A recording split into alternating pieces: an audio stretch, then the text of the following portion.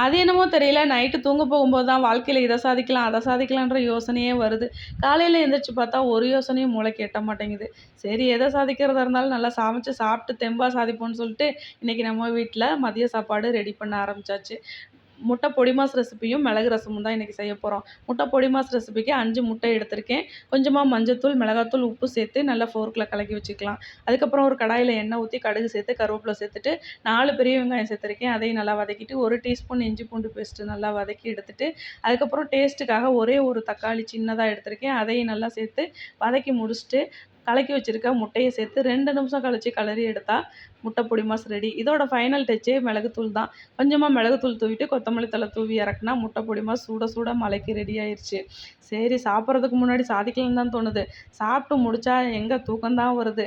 நமக்கு சங்கம் முக்கியமா, சாப்பாடு முக்கியம்னு பார்த்தா சாப்பாடு தான் முக்கியம். நீங்களும் இப்படி தானான்னு கமெண்ட்ல சொல்லுங்க. அடுத்த மினி விலாக்ல